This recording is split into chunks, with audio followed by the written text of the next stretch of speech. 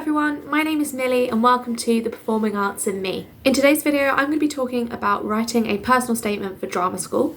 If you don't know me, I am currently studying at London Studio Centre. I'm on their theatre dance degree programme, I'm on the musical theatre pathway, and before I started at London Studio Centre I did a foundation year at Berg College, so I actually did 2 years of applications for drama schools. But yeah, today's video is going to be about writing a personal statement for drama schools.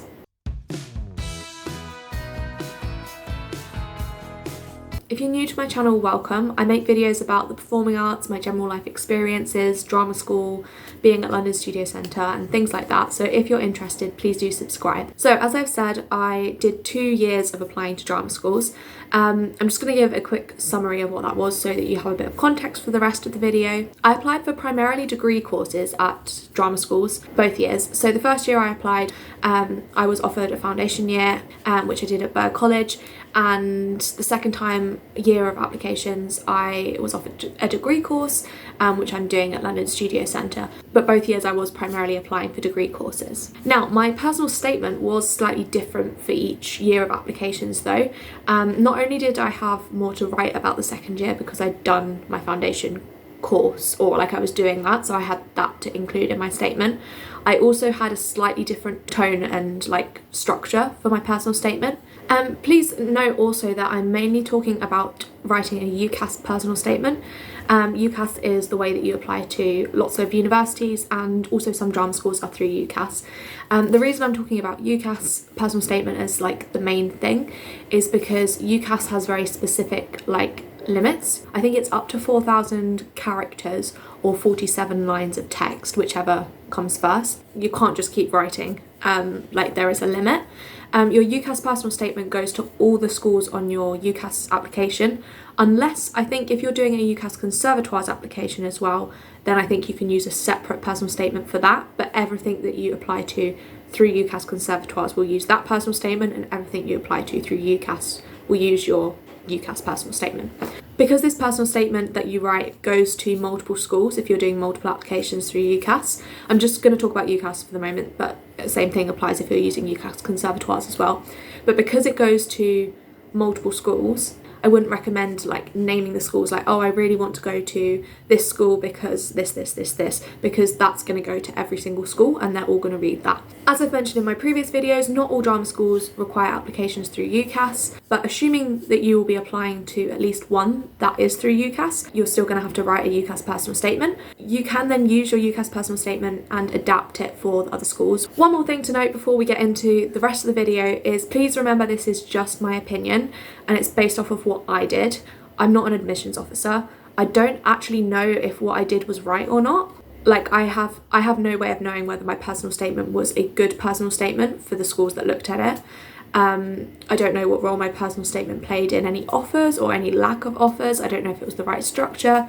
That was kind of the reason why I wasn't sure whether to make this video, but I've had a couple of requests of people asking for help with personal statements, so I thought I'd make this video and share what I did, but I really have no idea whether it's right or not, so feel free to take or leave any advice. If you've got any questions, contact the schools themselves, and if you're at a school or a sixth form or anything like that that offers you help with personal statements, particularly for UCAS, I definitely recommend listening to their advice too. I applied 2 or 3 years ago now, so things might have changed slightly. Okay, all of that being said, let's get started.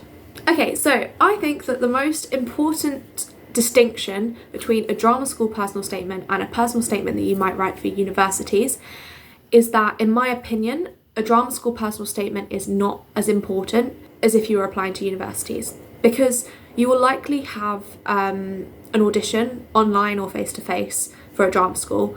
And I imagine, again, I don't know this, but I imagine that most of the basis for an offer, if you were to get one, would come from your audition and not from your personal statement. So your personal statement, I think, supports the application, but I still think you could get into a drama school with an absolutely terrible personal statement, or not get in with an absolutely amazing personal statement, depending on what the college or the drama school is looking for. Okay, so I'm now going to talk briefly about my personal statement from my first year of applying. So the first year of applying, my personal statement focused a lot on what I'd learnt from each experience or thing that I was mentioning. So I'd mention an experience and then I'd say what I learnt from it. And this is kind of the structure and some of the things that I included in this personal statement. If I'm glancing off to the side, it's because I've got notes that I've written down here. Okay, so first of all, introduction. So in the introduction, I had a hook, and then I talked about like what inspired me, how the course will help me. So in the first paragraph, I talked about relevant school qualifications. So I did A-level drama, for example, and also research I did to support this. And performance experiences and what I got out of these and learnt from them. My second paragraph, I talked about extracurricular clubs, music lessons, extracurricular like competitions, and again what I've learnt from these. In paragraph 3, I mentioned dance classes / dance exam classes and what I've learnt from these. Also extra self-taught skills, and I mentioned another school qualification. So for me this was another of my A-levels, A-level Spanish.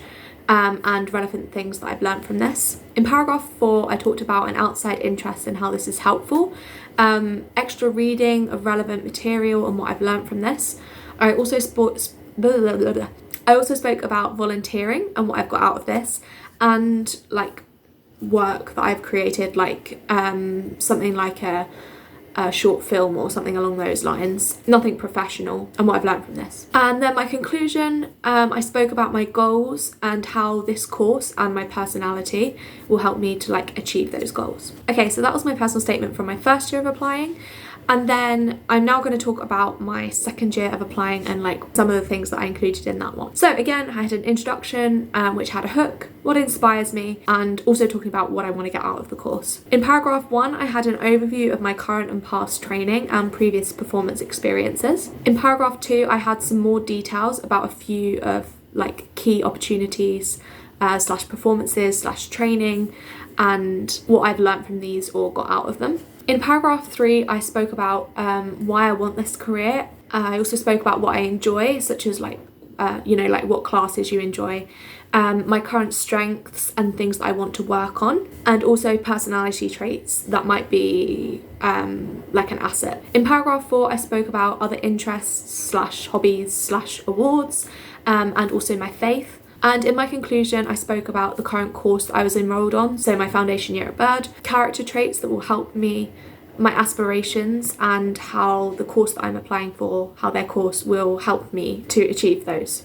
I'm now going to briefly reflect on the 2 personal statements, and then at the end I'm going to give some tips for when you come to write your personal statement. So in the first year, I did a lot of research into what the different schools were looking for, such as what character traits or like values they had. And I tried to include lots of these words or like demonstrate that I had those traits. I do think that this was useful to an extent, but I think I personally got a little bit too fixated on this, and so the statement just didn't quite flow as well. I do prefer the personal statement from my second year of applying for this reason, but I think that the first one would work too. And actually the first one might have worked better if I was applying to a university to do like musical theatre rather than like a drama school type school. In my first statement, I also deliberately avoided using words such as passionate. This was because my sixth form like encouraged us to show our passion for the subject through what we were writing rather than tell them that we were passionate. So this does make sense. I totally understand this. But I think that it would have been okay to use words like that for a drama school personal statement. Maybe not so much for a university personal statement, but I think for a drama school personal statement, personally, in my opinion, I think that that would have been fine. So when it came to my second year of applying, I obviously had my first year's personal statement, which I could base what I was writing. I could base my second year's statement off of the first year's statement. So I'd already done a lot of the legwork, but I did change the structure. And while the tone was still formal, I think in the second one, I think the second one allowed more emotion and like passion to come through, and I did, as part of this, allow myself to use more emotive language the second time. So my tips for writing your personal statement. So I would definitely recommend researching the schools, what their values are, what the courses are, like researching the courses, etc. That would be my first tip. I would also recommend creating like a CV/resume type list of all your training, like awards, training, performances, experience, like performance experiences and all of that with dates, so that you can then see like what most stands out to you and what you want to highlight in your statement. You could also do like a brainstorm of other things that you might want to mention, like hobbies, volunteering, work, I don't know what else you might want to include, but things like things that are relevant to you or a part of you or relevant to your training. You can make a list or a brainstorm of those as well, because you've only got a certain number of characters, so you can't include everything. So if you do that beforehand, then you can see which bits you really want to include, which bits would link well together, etc. My third tip is to remember that your statement for UCAS goes in alongside, like as part of your UCAS application. So if you put things like grades that you've done in singing and dance on your UCAS application, they will be able to see that as well as your UCAS personal statement. You might choose to highlight some of them in your statement too, and obviously I can't guarantee which sections of your application they read and which sections they pay most attention to, I don't know that, but if you put the grades on your UCAS application, then they will be there. You might, as I said, you might choose to highlight some of them in your statement too, but there you go. Okay, and I think that is everything that I would like to say. I hope some of this is helpful. Like I said, it's not like an exact science. I don't know if this is right or wrong. It's just an idea of what I did, some tips that I can give you, and some ideas of structure based on what I did, but again, I don't know if it's right or not. If you have enjoyed this video, please do give it a like to let me know, and I would really appreciate you subscribing if you haven't already, because I'm trying to grow my channel and I'd really appreciate it if you subscribed. If you have any questions, please do leave me a comment, and I'll try and help you, but as I said, I'm not an expert, but please leave me a comment, or if you have any video requests that you'd like, then please leave me a comment with those too. And yeah, thank you very much for watching. Bye!